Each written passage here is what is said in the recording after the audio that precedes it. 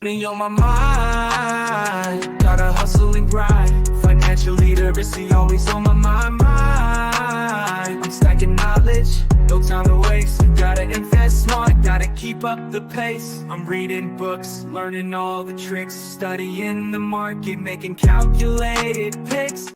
What's good, everybody? It's your boy Reckless Ray Dinero. We are back at it again with another episode of Crypto Portfolio Updates. Now, we are obviously in some turbulent times. There's a lot of volatility in the market, a little bit of sideways slash down slash quote unquote bearishness going on. Tariffs, everyone's scared. We're going to talk about it, but first I want to make sure you guys hit the like on the way in. I want to make sure and for certain that those of you who have been here more than 2 times have hit that subscribe button. And last but not least, if you're getting value out of this, feel free to share it with your circles, because we're not trying to get rich over here in the Wolf Pack by ourselves. For all of our new subscribers, I want to welcome you guys to the Wolf Pack. As always, we're going to be here like the 1st and 5th of the month with our regular updates.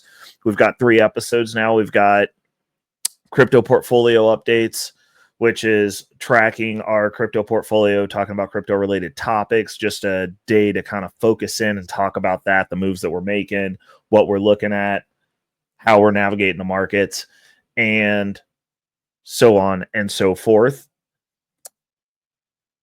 Then we have Future Financial Strategies, which is just kind of our broad base, everything not specifically crypto related that's financial. So we talk about a lot of financial concepts. If I have strategies that I am trying out, we do updates over there on that show, which is every Thursday.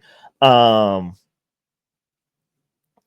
I'm doing, stuff that I'm thinking, how I'm feeling about the financial markets in general. Sometimes it is crypto related, but generally speaking, we try to focus on other things because I have my crypto portfolio updates where I can throw those topics in. And then Friday, we have the Robinhood portfolio. So for those of you who are starting out and want to see how a small portfolio grows, the Robinhood portfolio is going to be the Robinhood update, which we are doing weekly, is going to be for you.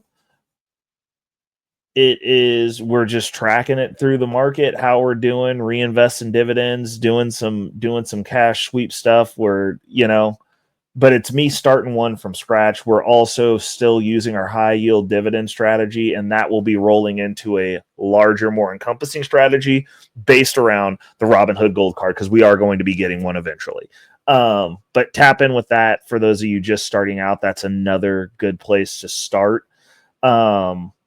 To kind of get some insight and see some portfolios that are not 5 digits. We are over 4 digits, but we're not 5 digits yet. But we're going to show you how to get there quick because we're tracking the growth of that portfolio specifically. So definitely tap in with us on that. But we're going to go ahead and jump into it. The markets are terrible. The markets are bleeding. The markets are bad. Doom, gloom, all that good stuff. I'm personally buying. We're going to talk about my crypto portfolio budget. But before we get to that, let's go ahead and jump in these markets and let's have a conversation. Because fortunately, I don't have to report at the worst of the worst because I wait till the day before to record this now. So Bitcoin is sitting at $85,132.28. We are back up. This day started off around 82, I think. Something like that. So we had a nice little pump, but we are down in the dumps as far as everybody who was elated at 100,000. I was just happy we made it there before Wall Street Trapper said we were going to, and he said we weren't going to make it, but we did make it. I'm fine with coming back down. It's part of the process. Can't go up unless you go down. Also can't go down unless you go up. So I'm good with it. All my portfolios are bleeding red horribly, some worse than others. This portfolio being the worst. But even still, we're trucking along. We're adding to positions, buying down averages. First and foremost, we got Bitcoin dominance at 59.5%. Ethereum dominance at 8.08%, and gas fees are at 0.57 Gwei. Super cheap. Couple bucks, $1, roundabouts there, maybe some change depending on what platform you're using. The ETH fees Let's talk about it. Like, nobody's talking about how inexpensive the Ethereum fees are right now. Like, I'm appalled. Top 3 trending coins.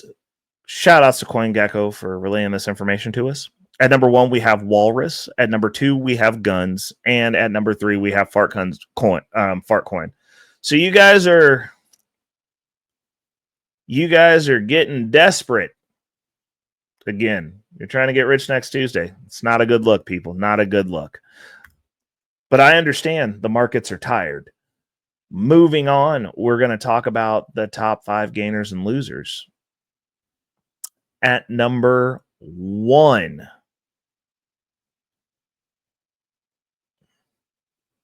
Interesting.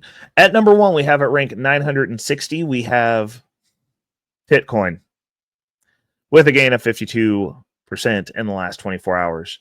At number 2, we have at rank 863, Magic Internet Money on Bitcoin with a gain of 33.8% in the last 24 hours. At number 3, we have Anyone Protocol with a gain of 29.6% in the last 24 hours. At number 4, we have at rank 835, we have Aki Network with a gain of 29.3% in the last 24 hours. At number 5, last but not least, we have OXO AI smart contract with a gain of 27.8% in the last 24 hours.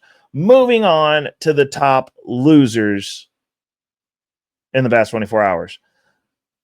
At rank number 1, we have at rank 504, Act, the AI Prophecy, with a loss of 57.7% in the last 24 hours.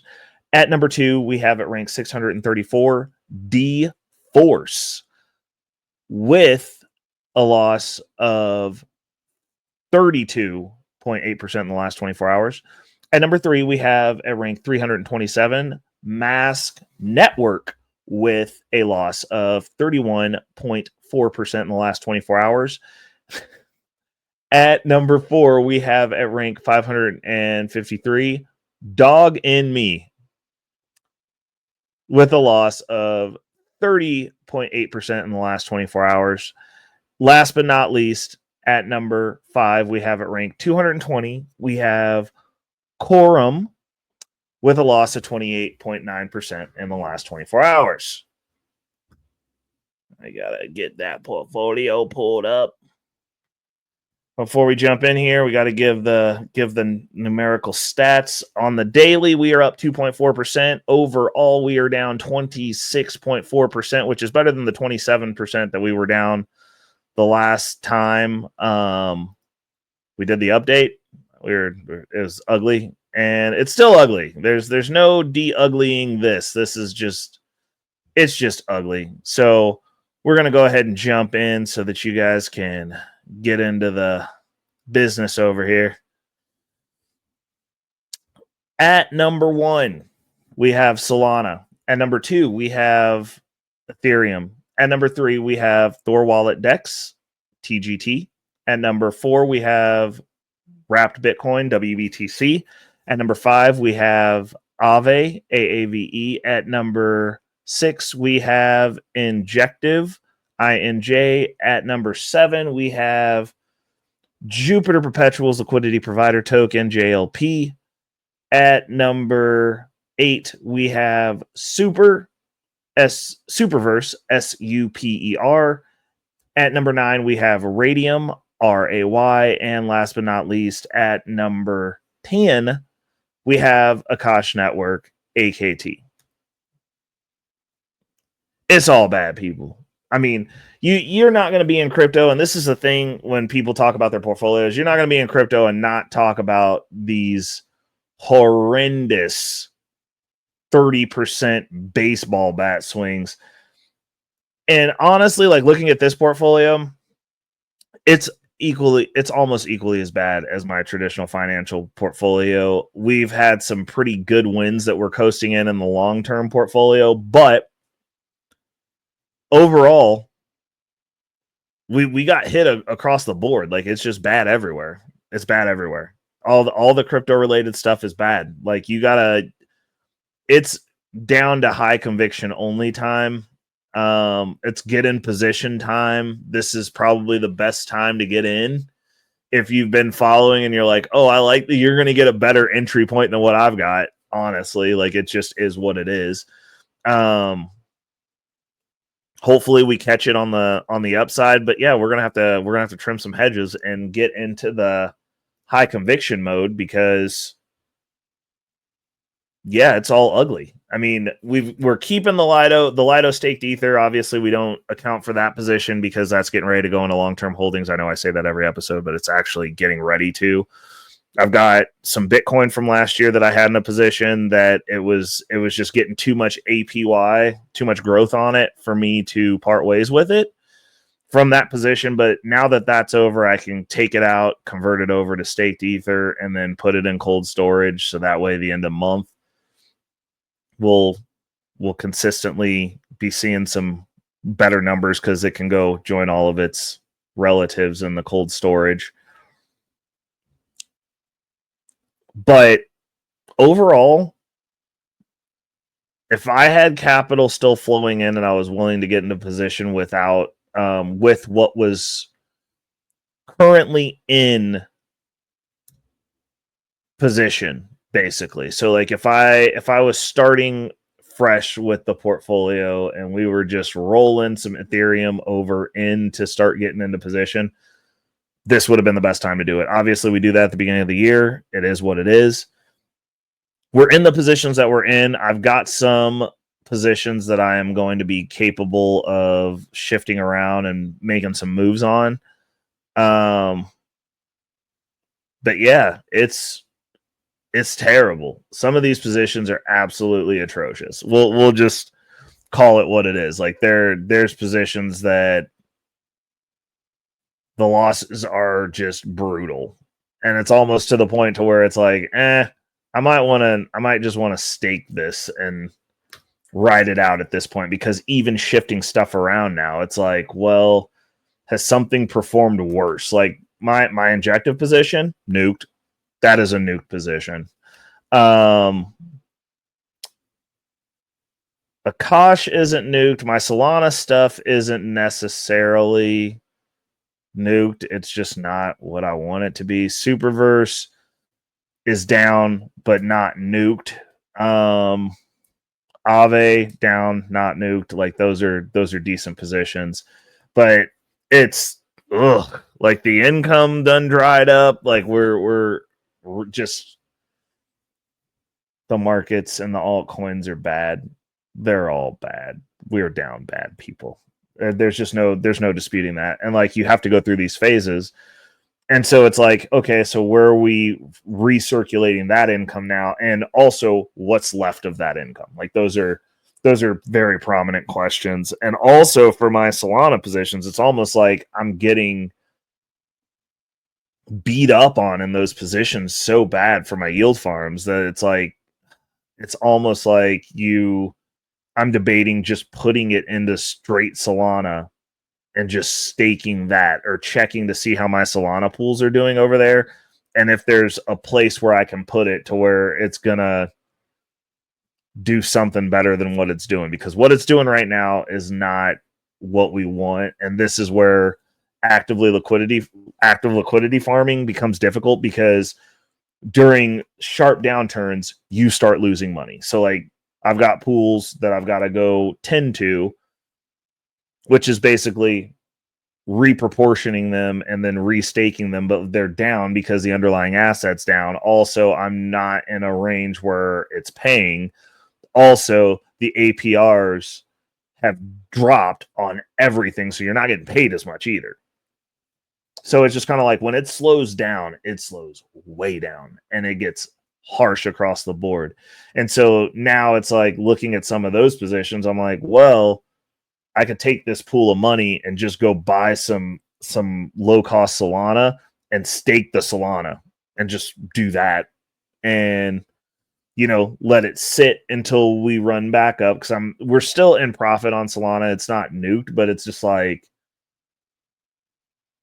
it's not what we want it to be for what we're trying to do, is basically what I'm trying to say. So yeah, we got some decisions to make, because there's certain spots where I'm got some income to throw around, and then there's other positions where it's like, ugh, this is, we down bad, and I don't like being down bad. Like, you got to look at the portfolio during this time period to be able to navigate the other periods of time where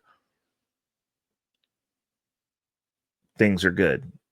Like, you got to just seed this. But this is also part of the reason I got so excited about my traditional finance portfolio, because I don't have to worry about managing it. The money just shows up. Obviously, price changes. We're down bad as far as number go down, asset value going down, but I'm still getting paid. Checks are still getting cut. So moving forward, we're probably going to be overemphasizing getting the income over there and then bringing that back into our longs. And because honestly, I'd prefer to play that game than yield farming. I really would, which means that like the vast majority of my positions become null and void because they're not needed anymore. Like, all I need to do is go to the core thing. So like, this could be condensed down to probably Superverse, Akash Network, Thorwallet decks, and Aave. I could have 4 or 5 positions. I could easily make this just 10 positions going the opposite direction, because I would be making more income. And while the income does fluctuate, because when the markets are down, the income's lower, you're still getting income, and I don't have to worry about dumping those positions, really. I really don't. So there's less to tend to as far as generating the income, and I'm willing to pay a little bit of tax for some convenience. We got a couple of ideas that we're thinking about in the crypto space, though, because I think I'm about ready to start, like, launching some stuff. We'll see how we would do that. Let's go ahead and remove this. Let's talk about crypto budgeting. So I'm making, as we're transitioning, I did the episode on going hyper on future financial strategies. It's one of the future financial strategies that I've kind of piggybacked off of an existing strategy that's kind of picking up a little bit of steam in the debt elimination space called velocity banking. And I want to do a version of it called hyper velocity banking.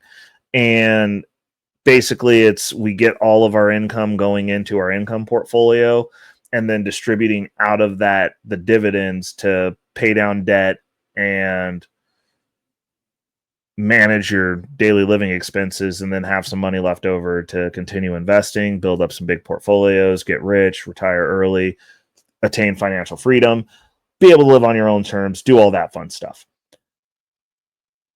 We're getting ready to start that transition. So we're getting ready to put a budget in place. And as a part of that budgetary update, starting with the month of March, which will be clearing out our margin, but also we will be instituting on our dividend income. So the monthly dividend income, when we tabulate that up at the end of the month to see where we landed, we're going to start allocating 10% back into crypto, which is originally the plan. Is going to be more than 10% once the debt's cleared. But right now, I figure at a minimum, we're going to do 10% of whatever we make in the dividend space. So if it's $5,000 a month, that's going to be $500 that month that goes in. If it's $1,000, $100, real simple math on that. But we're going to be cutting off 10% and sending it back into the cryptoverse. So we're going to be taking our dividend money, buying some more magic internet money, and then vice versa, obviously at certain points. But we're going to go ahead and start doing that backstop, and that will be going directly into Bitcoin holdings. Yeah. So that's going to be part of the portfolio moving forward, which is going to be awesome. The reason being, obviously, you can't get enough Bitcoin, and I want to make sure that the dividends, the focus on that, we're gonna be doing a portion of that into our long-term holdings as well, because reinvestment, but I want to make sure that we're acquiring as much Bitcoin as possible. My goal is to probably have a 30 to 40% reinvestment minimum on, and I obviously have like reinvestment in the positions that are within that portfolio. That's not going to be budgetary, but like the overarching amounts of money, I want that additional 10%, and we're going to scale that up because I think the goal is going to be getting to 20% and putting that into Bitcoin every month. At the end of the month, when we tabulate up whatever we're doing, that goes into the Bitcoin fund. And we're going to start, getting our Bitcoin holdings back up, looking at that, making those moves, and then securing ourselves for the future, because that's part of it. But I don't want to forget that, because like I've got some other stuff going on, and right now I just want to make sure that I've got actual Bitcoin coming in, because I do want to accumulate more. I would like to get at least another half Bitcoin before it's all said and done and it's no longer attainable for people. And yeah, like that's where I'm at. And the more I'm learning about it, like seeing the price go down with so much good stuff going on, with so many institutions spending boatloads of money and buying in heavy to where people aren't going to be able to get access to it anymore. I'm in a good spot. I beat my original goal of getting 1 Bitcoin well before I started speaking on YouTube about it. But on that same note, I want some more Bitcoin. Like I'm just like, the more that I see about it, like I'm looking at other avenues of consistently acquiring Bitcoin. We're gonna have to work at it. We're just gonna have to do what we got to do. And yeah, we're gonna acquire some more Bitcoin and continue doing our research to figure out more efficient ways to add value and generate more income to buy more Bitcoin. That's the goal. So that's what we're doing with that. The crypto budget's starting out. Like we're gonna be hacking up the check. We're gonna be instituting some bare minimum parameters, and then tackling this debt. And then once we're on the other side of this debt load that we have, that's gonna be where things start to roll a little bit faster, because we're starting to run into the law of large numbers. And it's like, if I didn't have all this debt, that would be a different game. But as it sits right now, we do have all this debt. So we're playing the game that we got. And that's just what it's going to be. So yeah, till next week, people. I hope you guys tapped in. Hope you guys liked it. Hope you guys had some insights, maybe some conversation starters. Tap in with me down in the comments. What is your guys' crypto budget? What are you guys allocating towards it? Because I've shifted. I do have a little bit going into Bitcoin every paycheck, saving up for the car, but I have shifted away from just buying crypto direct. After we got to 100, I said I was going to clip it. And then when we got back down under 100, honestly, I should have started buying back in then. But we're trying to get our finances straight, and straight in the sense of being able to institute my version of a budget. I'm not good at it, but instituting the parameters and guidelines, because I do want my check shifted, my W-2 paycheck, to go into my income portfolio, and then just build that out and just steadily increase that income until I get to the point where I'm financially independent, work optional, that stuff. But in order to be able to maximize that, this debt got to go. So we are focusing on trying to go ahead and eliminate that debt. We're trying not to have any more surgeries, so that way we don't have any surprise massive expenses that are just building up and just destroying your income.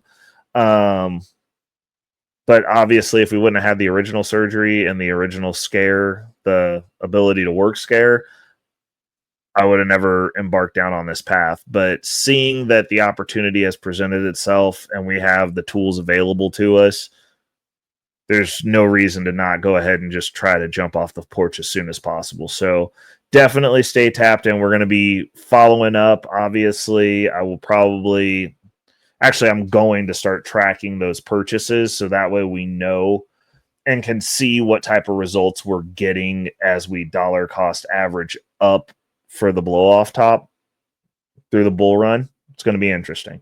So tap back in with me. Hit the like, hit the subscribe on your way out. This is your second opportunity to do that.